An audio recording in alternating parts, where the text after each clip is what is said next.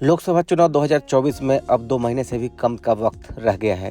ये कहा जाता है कि लोकसभा चुनाव में 80 सीटों वाले उत्तर प्रदेश में जिस राजनीतिक दल का पलड़ा भारी रहता है, वो दिल्ली में सरकार बनाने की रेस में सबसे आगे रहता है। यूपी में इन चुनावों में एक तरफ बीजेपी की अगुवाई वाला एनडीए है, दूसरी तरफ अब इंडिया गठबंधन के दो प्रमुख सहयोगी समाजवादी पार्टी और कांग्रेस एक साथ है।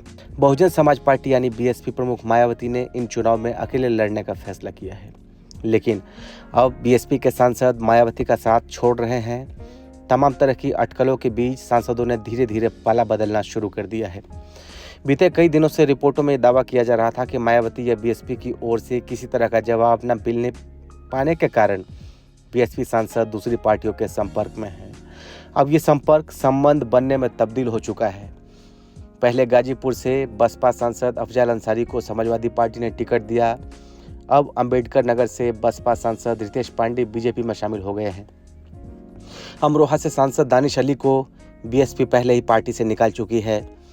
दानिश अली कई मौकों पर राहुल गांधी के करीब नजर आए और ये दावा किया जा रहा है कि कांग्रेस दानिश अली को अमरोहा से टिकट दे सकती है। सवाल यह है कि आखिर मायावती के सांसद सियासी पाला आखिर क्यों बदल रहे हैं।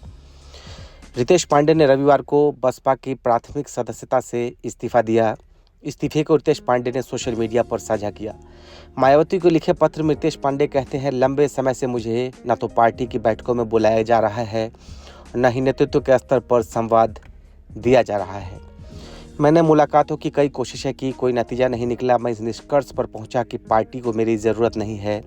मैं प्राथमिक सदस्यता से इस्तीफा देता हूं और मैं पार्टी समेत आपके प्रति आभार व्यक्त करता हूं। शुभकामनाएं।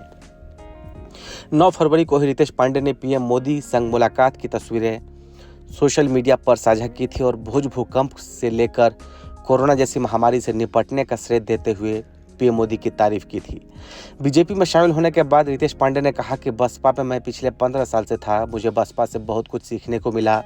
मुझे जो कहना था मैंने अपने इस्तीफे में कह दिया। रितेश पांडे के इस्तीफे के बाद मायावती ने सोशल मीडिया पर पोस्ट की।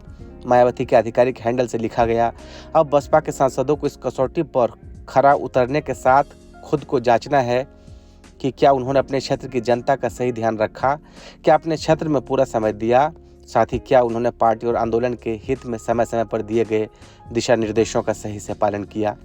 मायावती लिखती हैं कि ऐसे में अधिकतर लोकसभा सांसदों को टिकट दिया जाना क्या संभव है, खासकर तब जब वे अपने स्वार्थ में इधर उधर भटकते नजर आ रहे हैं और नकारात्मक चर्चा में हैं। मीडिया के ये सब कुछ जानने के बावजूद इसे पार्टी की कमजोरी के रूप में प्रचारित करना अनुचित है। बसपा का पार्टी सर्वोपरि है। अंबेडकर नगर के अलावा जौनपुर से बीएसपी के सांसद श्याम सिंह यादव के भी बसपा से अलग होने के कयास लगाए जा रहे हैं। ये दावा किया जा रहा है कि वो कांग्रेस में शामिल हो सकते हैं। उत्तर प्रदेश कांग्रेस अध्यक्ष अजय राय ने इस बारे में रविवार को कहा।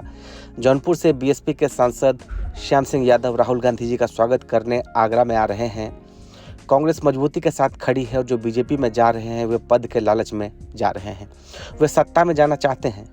बसपा के जो लोग कांग्रेस के साथ आ रहे हैं वे संघर्ष करने और लड़ने के लिए आ रहे हैं।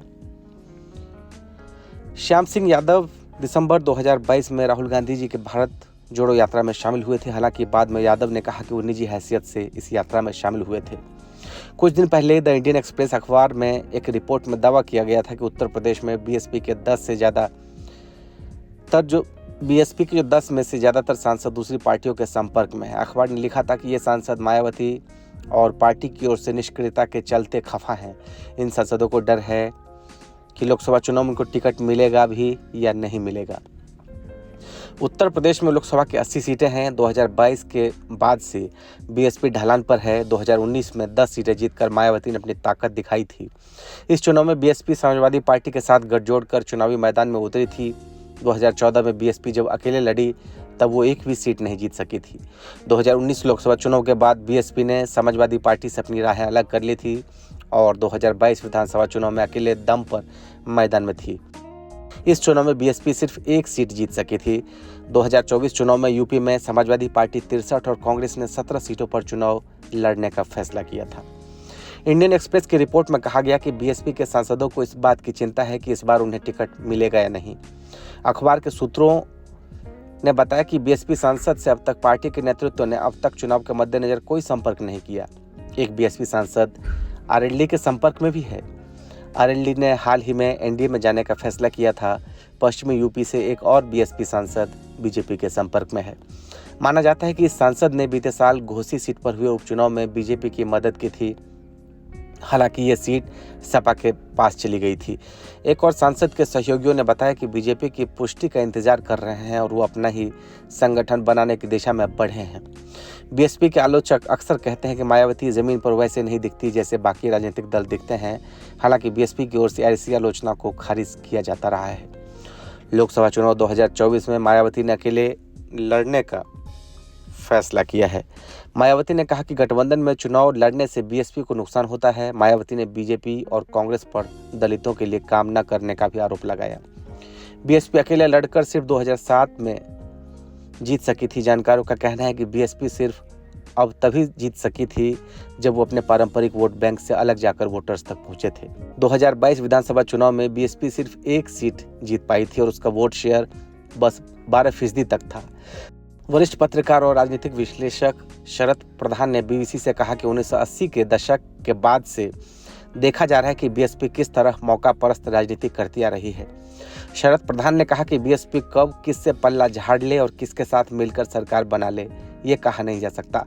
मायावती के साथ न आने से मुकाबला त्रिकोणीय भी हो जाता है तो इंडिया अलायंस को कोई नुकसान नहीं होगा।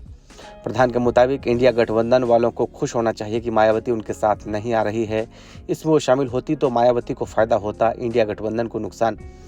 वरिष्ठ पत्रकार शरद गुप्ता ने बीबीसी से कहा कि 2019 के लोकसभा चुनाव में बीएसपी को 10 सीटों पर जीत मिली थी, जबकि समाजवादी पार्टी की 5 सीटें आई। 2014 के चुनाव बीएसपी अकेले लड़ी और एक भी सीट नहीं जीत पाई थी। इसलिए उनका ये कहना गलत है कि बसपा का वोट ट्रांसफर होता है और दूसरों का नहीं।